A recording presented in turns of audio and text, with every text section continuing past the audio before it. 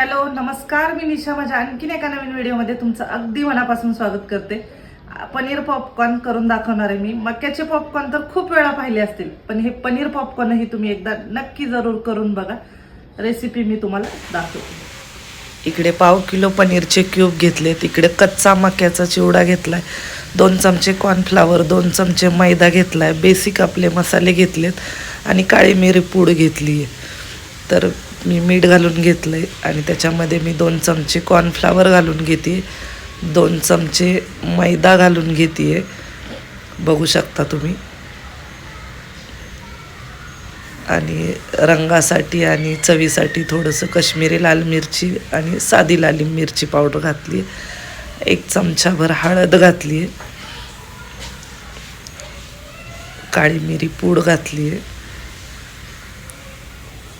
आणि आलं लसूण पेस्ट घातली आहे। हे सगळं मी आता चमच्याच्या मदतीने म्हणा किंवा टॉस करून एकजीव करून घ्यायचं आहे।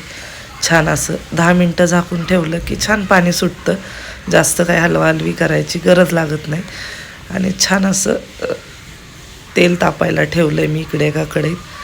आवाजाकडं लक्ष देऊ नका, तब्येत खराब असल्यामुळं आवाज तुम्हाला असा येतो आहे। एक एक क्यूब आपल्या हाताने उचलून या मक्याच्या जो चिवडा आहे कच्चा त्याच्यामध्ये घोळवून घ्यायचं आहे आणि एक एक बाईट्स आपल्याला असे सोडून घ्यायचे। बघू शकता व्हिडिओत दाखवल्याप्रमाणे एक एक बाईट छान असा घोळवून घ्यायचा आणि सोडून घ्यायचे। इकडे सगळे बाईट्स मी आता कढईत सोडून घेतलेत। खूप जास्त गर्दी करायची नाही, जेवढे मावतील तेवढेच सोडायचे। 2 ते 3 मिनटात छान असे खालीवर करून घ्यायचे आणि बघू शकता मी लगेचच सोनेरी ब्राऊन रंगावर आल्यानंतर हे काढून घेतली।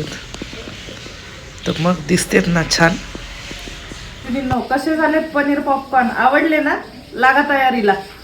आणि हे पनीर पॉपकॉर्न एकदा नक्की करून पहा आणि व्हिडिओ आवडल्यास व्हिडिओला एक लाईक नक्की करा। जाता जाता चॅनलला सबस्क्राईब करायला विसरू नका। भेटूया आपण एका अशाच नवीन रेसिपी सोबत। तोपर्यंत बाय बाय।